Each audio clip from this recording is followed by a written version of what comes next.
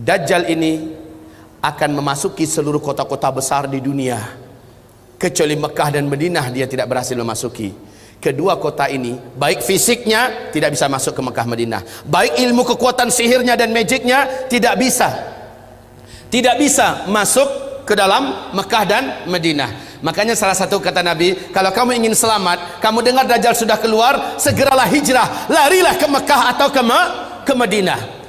Jika tidak mampu, ada 5 langkah lain yang diperintahkan Nabi agar selamat dari Dajjal la'natullah alaih.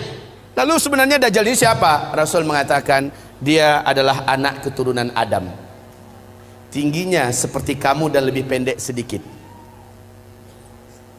mukanya bulat, kedua bola matanya utuh ada, hanya yang sebelah kanan tertutup oleh lapisan dagingnya yang atas meleleh kemari menutupi, dan bagian tutupan ini lengket ke pipinya, dan ada bergelantungan macam jengger ayam sedikit, kayak dahak. Orang maaf ya, kayak orang kumpulkan dahak banyak-banyak lalu disemburkan ke mata orang ini lalu meleleh gitu.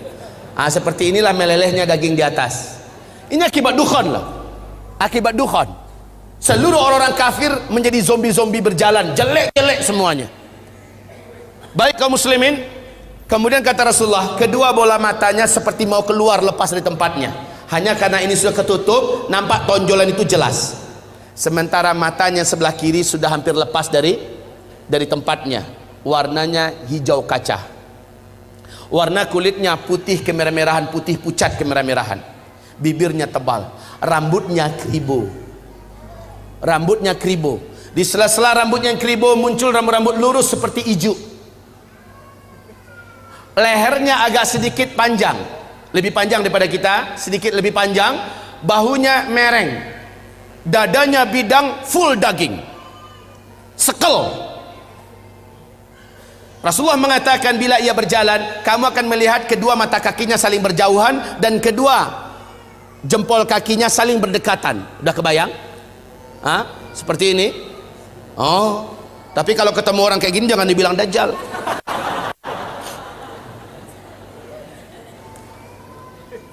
Orang biasa tapi jelek minta ampun, jelek abis.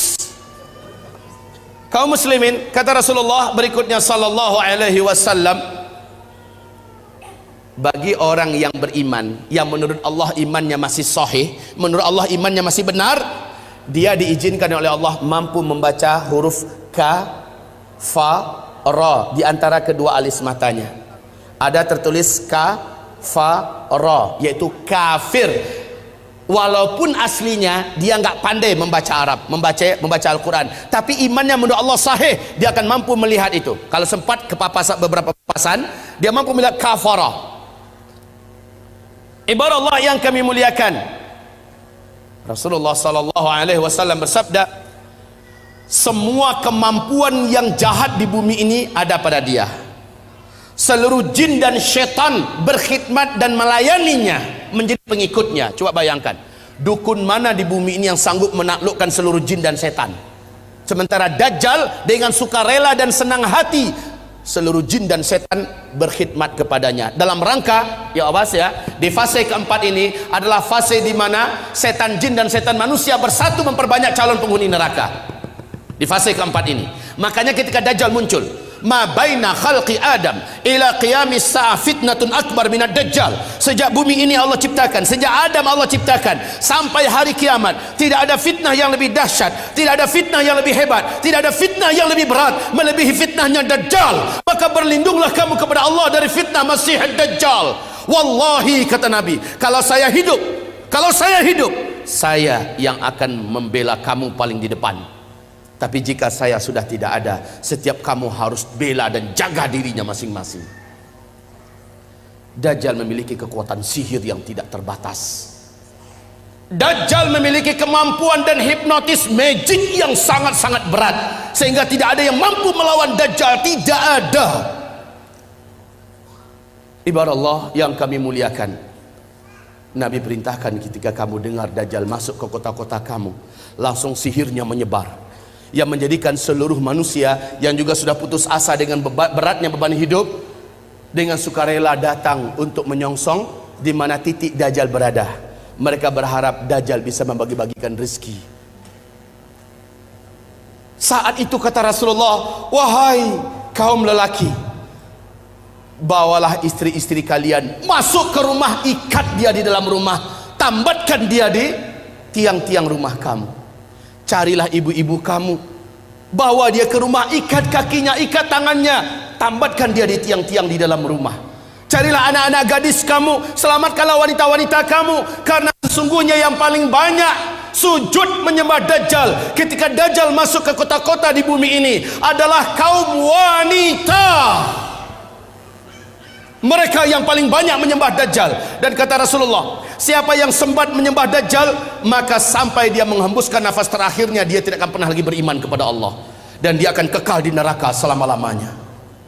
Maka ibu-ibu, pantas kalau Nabi memperingatkan umatnya berulang-ulang, berlindunglah dari Dajjal, berlindunglah dari Dajjal, berlindunglah dari Dajjal. Seluruh dukun satu bumi, seluruh ahli-ahli sihir satu bumi akan sujud menyembah Dajjal. Dengan sihirnya Dajjal menunjuk ke arah langit, maka dalam pandangan mata manusia awan berkumpul berarak dari mana-mana, padahal sudah sekian tahun awan tidak ada di langit. Lalu menurunkan air hujan, padahal hanya Tuhan yang mampu melakukan itu.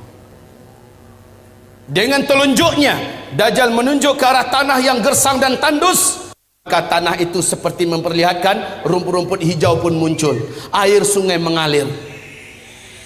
Dengan sihirnya Dajjal, dia menunjuk ke arah kuburan yang ada, maka seluruh yang pernah mati dan ada di kuburan itu bangkit, hidup dalam keadaan utuh, manusia yang utuh seperti masih hidup dulu, dan langsung berjumpa sang ayah dengan anak, anakku, mak dengan anak, anakku, suami dengan istri, istriku, padahal mereka sudah mati.